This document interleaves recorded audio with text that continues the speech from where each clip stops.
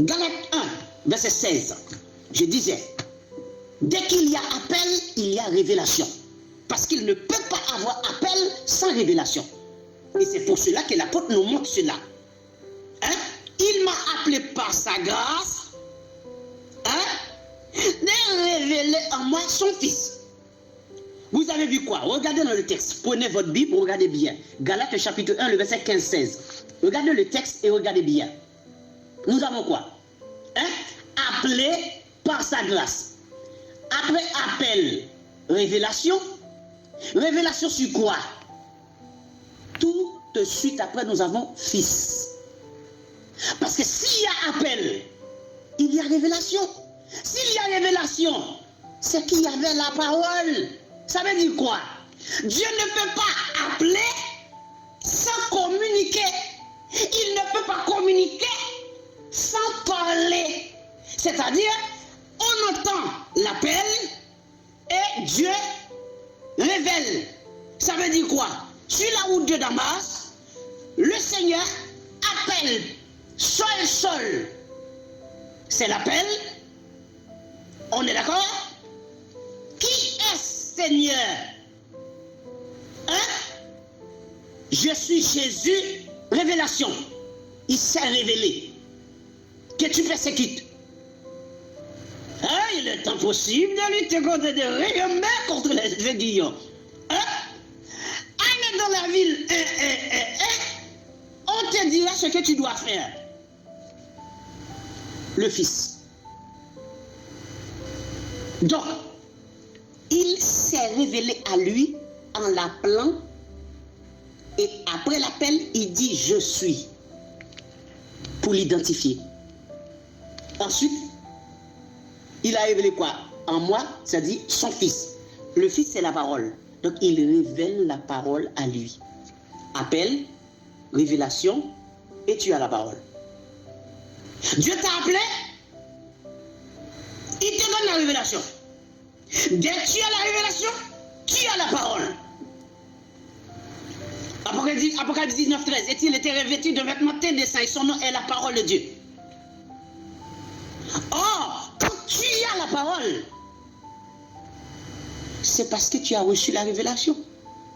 Si tu as la révélation, c'est parce que tu as été appelé. Appel, révélation, la parole. Sans l'appel, tu ne pouvais pas avoir la révélation. Sans la révélation, tu ne pouvais pas parler la parole. Parce que tu n'avais pas la parole. Donc, Dieu nous permet d'avoir la parole. Dieu nous permet d'avoir la révélation de la parole. Et nous avons le langage de la parole. C'est pour cela qu'on a fait différence entre l'homme animal et l'homme spirituel. 1 Corinthiens 2, 14 et 1 Corinthiens 2, 15. Ok? Maintenant, regardez. Jean 6, le verset 44-45. Jean 6, 44-45. Il dit, nul ne peut venir à moi si le Père qui m'a envoyé ne l'attire.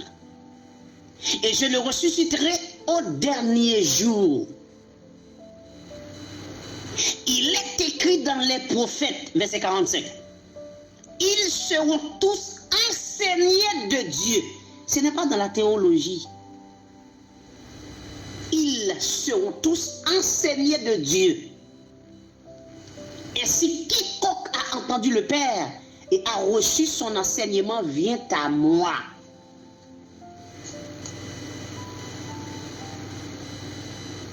Ils seront tous enseignés de qui? De Dieu. Donc c'est Dieu qui les enseignera. Dieu t'a appelé, mon frère, Dieu va t'enseigner. Si tu n'es pas enseigné, c'est que Dieu ne t'a pas appelé. Il ne t'a pas appelé, mon ami. C'est pour cela que tu as recours à la théologie. Dieu ne t'a pas appelé.